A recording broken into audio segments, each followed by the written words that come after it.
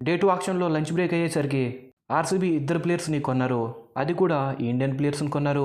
Guys, మనం వీడియోలోకి వెళ్ళే ముందు ఇలా ఆక్షన్కి సంబంధించి అప్డేట్స్ మిస్ కాకుండా ఉండాలి అంటే ఫస్ట్ ఆఫ్ ఆల్ మన ఛానల్ని సబ్స్క్రైబ్ చేసుకుని బెల్ సింబల్ని ఆల్లో పెట్టుకుని ఉండండి. ఆక్షన్ కంప్లీట్ కాగానే 10 టీంలకు సంబంధించి ఏ టీము ఏ ప్లేయర్స్ని కొన్నారన్నది ఫుల్ క్లారిటీగా వీడియో చేస్తాను.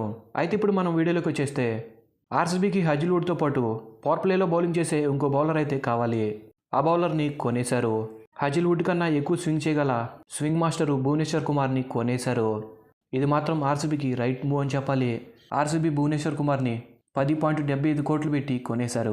భువీ పవర్ ప్లేలో ఎలా బౌలింగ్ చేయగలడన్నది మనందరికీ తెలిసిందే. ఆర్సీబీకి ఈసారి పవర్ ప్లేలో హజిల్వుడ్ ఇంకా భువనేశ్వర్ కుమార్ అటాక్ చేయబోతున్నారు.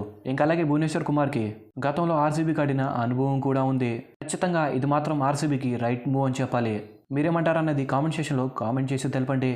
ఇది ఆర్సీబీ ఫ్యాన్స్కి గుడ్ న్యూస్ అయితే ఎస్ఆర్హెచ్ ఫ్యాన్స్కి బ్యాడ్ న్యూస్ అని చెప్పాలి. ఎన్నో సంవత్సరాలుగా భువీ ఎస్ఆర్హెచ్కి కన్సిస్టెంట్గా బౌలింగ్ చేస్తూనే ఉన్నాడు. భువీ అంటే కొంతమంది ఎస్ఆర్హెచ్ ఫ్యాన్స్కి పిచ్ అని చెప్పాలి. ఎస్ఆర్హెచ్ దగ్గర ఎక్కువ అమౌంట్ లేదు కాబట్టి భువీని కొనలేకపోయారు. ఇంకా ఆర్సీబీ కొన్న ఇంకొక player spin bowling all-rounder Krunal Pandya. దాన్ని 5.75 కోట్లు పెట్టి ఆర్సీబీ కొన్నారు. ఇది కూడా ఆర్సీబీ నుంచి రైట్ మూవ్ అని చెప్పాలి. ఇంత తక్కువ అమౌంట్కే మంచి ఆల్రౌండర్ వచ్చాడు. ఒక మాటలో చెప్పాలి అంటే కృణాల్ తనదన్న రోజు మ్యాచ్ విన్నర్. 4 ఓవర్లు బౌలింగ్ చేయగలడు. మిడిల్ ఆర్డర్ నుంచి ఫినిషింగ్ దాకా ఎక్కడైనా బ్యాటింగ్ చేయగలడు. ఇంకా ఆక్షన్ మొత్తం కంప్లీట్ అయ్యాక మొదట్లో చెప్పినట్లుగా 10 టీంలు కొన్న ప్లేయర్స్ ఎవరన్నది వీడియో చేస్తాను. కాబట్టి మన ఛానల్ని సబ్స్క్రైబ్ చేసుకుని బెల్ సింబల్ని ఆల్లో పెట్టుకుని ఉండండి. Thanks for the watch.